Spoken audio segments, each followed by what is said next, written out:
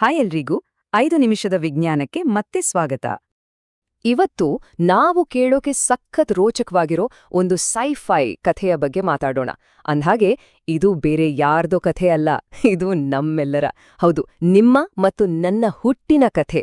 ಇದೇನೋ ಬರೀ biology class ಅನ್ಕೋಬೇಡಿ, ಇದು ನಮ್ಮ ಪರ್ಸನಲ್ ಒರಿಜಿನ್ ಸ್ಟೋರಿ ಮತ್ತು ಇದು ಸಖತ್ ವಂಡರ್ಫುಲ್ ಆಗಿದೆ.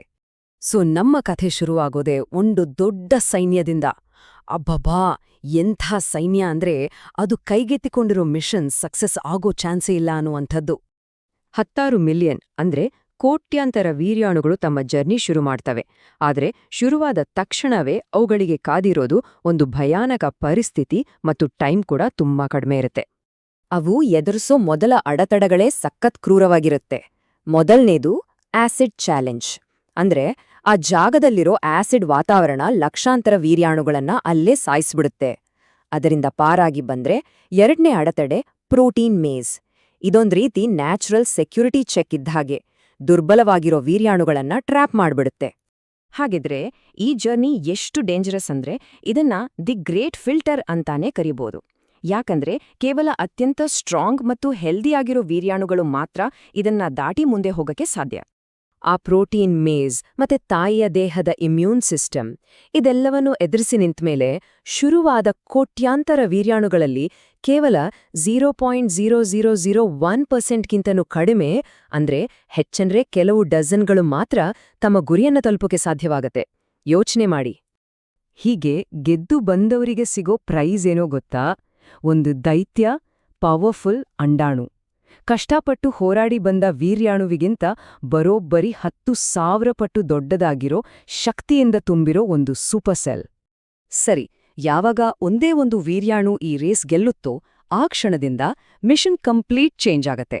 ಇದು ಇನ್ನು ಮುಂದೆ ಓಟ ಅಲ್ಲ, ಬದಲಿಗೆ ತನ್ನದೇ ಆದ ಅಸ್ತಿತ್ವವನ್ನ ರೂಪಿಸಿಕೊಳ್ಳೋ ಒಂದು ಹೊಸ ಜೀವದ ಆರಂಭ.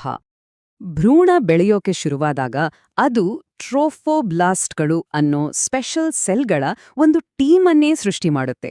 ನಮ್ಮನ್ನು ಹುಟ್ಟಿಸೋ ಒಂದೇ ಒಂದು ಉದ್ದೇಶಕ್ಕಾಗಿಯೇ ಇವು ಹುಟ್ಟುಕೊಂಡಿರ್ತವೆ ಅಂತ ಹೇಳ್ಬಹುದು. ಅದ್ಭುತ ಅಲ್ವಾ?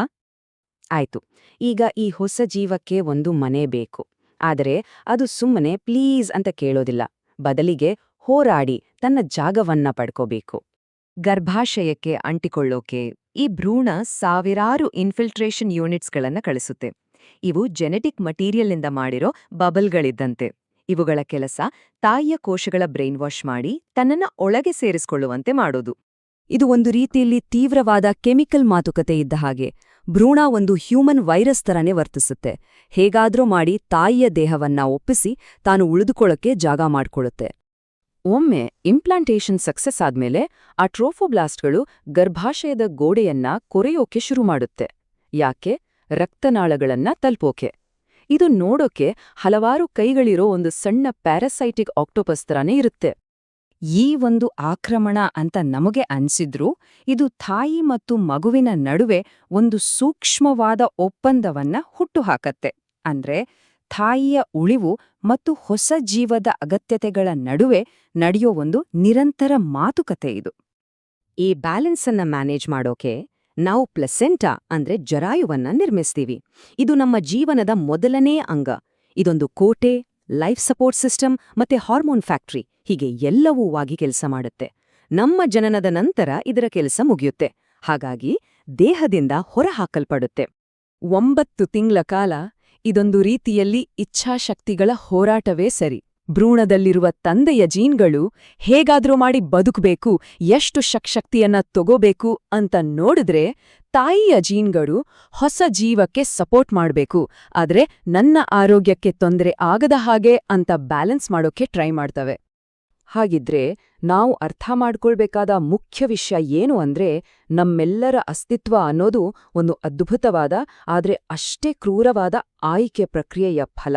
ನಾವೆಲ್ಲರೂ ಅಲ್ಟಿಮೇಟ್ ಸರ್ವೈವರ್ಸ್.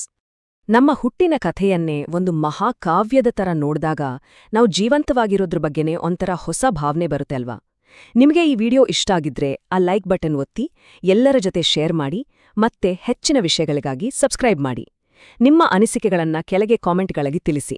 ನಾಳೆ ಇದೇ ಸಮಯಕ್ಕೆ ಮತ್ತೆ ಭೇಟಿಯಾಗೋಣ. ಅಲ್ಲಿಯವರೆಗೂ